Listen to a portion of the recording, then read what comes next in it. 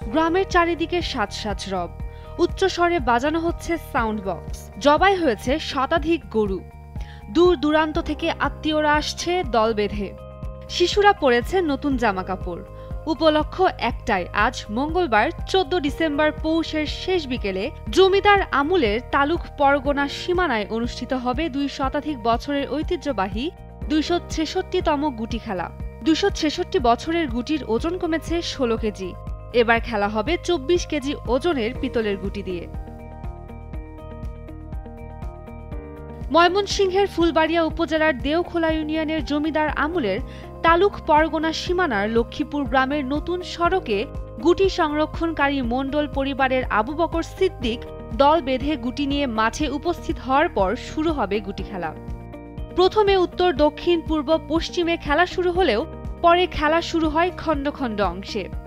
গুটি না লুকানো পর্যন্ত চলবে এই খেলাটি।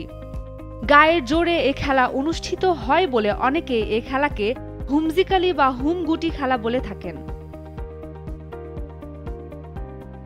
এলাকাবাসীরা জানান, মুক্তাগাছার জমিদার রাজা শশীকান্তের সাথে 30 সালের বৈলরের হেমচন্দ্র রায় জমিদারের জমির পরিমাণ নিয়ে বিরোধ সৃষ্টি হয়। জমিদার আমলের শুরু থেকে তালুকের প্রতি কাঠা জমির পরিমাপ ছিল 9.5 শতাংশে, পরগনার প্রতি কাঠা জমির পরিমাপ ছিল 6.5 শতাংশে। একই জমিদারের ভূখণ্ডে দুই নীতির প্রতিবাদে তীব্র প্রতিবাদ গড়ে ওঠে। জমির পরিমাপ নিয়ে সৃষ্ট বিরোধ মীমাংসার জন্য লক্ষ্মীপুর গ্রামের বড়ই আটা নামক স্থানে প্রথমবারের মতো আয়োজন করা হয় এই গুটি খেলার। শর্ত ছিল, গুটি যেদিকে যাবে তা হবে তালুক, পরাজিত অংশের নাম হবে পরগনা। জমিদার আমলের গুটি খেলায় মুক্তাগাছা জমিদারের প্রজারা বিজয়ী হন। তালুক পরগনার সীমান্তের 0 পয়েন্টে ব্রিটিশ আমলে জমিদাররা খেলার গোড়াপত্তন। এখনো জমির পরিমাপ একইভাবে চলছে। 1995 সাল থেকে গুটি খেলা পরিচালনা করে আসছে আবু বকর সিদ্দিক। তিনি জানান, তার চাচা ইয়াকুব আলী মণ্ডল নিজে গুটি খেলা পরিচালনা করতেন।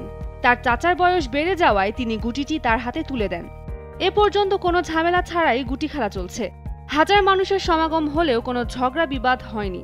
আজ পৌষের শেষ বিকাল ঠিক 2টার সময় গুটি খেলা শুরু হয়েছে তালুক পরগনা সীমানায়।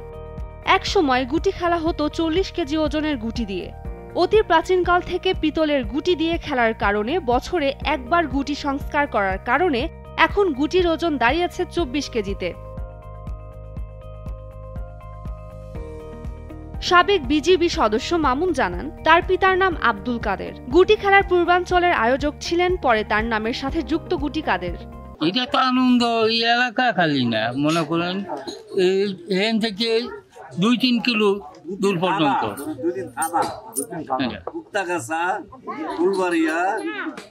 এই পর্যন্তই মনে করুন নিজেই ফুর্তিরা গরু বছর জবাই করতেছে, এই লোকজন আসতেছে, আত্মীয় স্বজন আসতেছে, এটা খাওয়া না। এখন তো যে আগে তো মনে করেন যে সব জায়গা পতিত ছিল, এখন তো সব জায়গায় ফসল হওয়ার কারণে এটা এই গুটি খেলাটা হইলে ওই ক্ষতি। একজন এলাকাবাসী জানান, গুটি খেলাকে ঘিরে উৎসবের আমেজ বিরাজ করে। নায়রি এসে বাড়ি ভরে যায়। আমরা তাবু করে বাইরে রাত কাটাই। বহু গরু কাটি 4-5টা কাটতে তুইছি 1.5 লাখ টাকা করে একটা হার, বুঝছো? ঈদের বেশি খরচ হয়।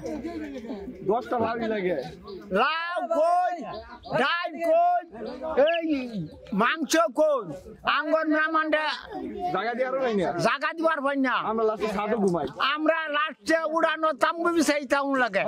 গুটি খেলা ফুলবাড়িয়া উপজেলার একটি প্রাচীন ঐতিহ্যবাহী খেলা। এই খেলাকে ঘিরে গ্রামে বিরাজ করে উৎসবের আমেজ। এই খেলায় কোনো রেফারি থাকে না। বিকেল থেকে গভীর রাত পর্যন্ত চলে খেলা।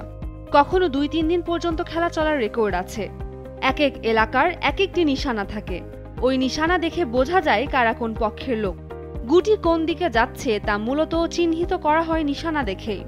নিজেদের দখলে নিতে বিভিন্ন কৌশল অবলম্বন করা হয় খেলায়। এভাবে গুটি গুম না হওয়া পর্যন্ত চলতে থাকে খেলা। উম্মে রুম্মান ক্রান্তি, ডেইলি সান।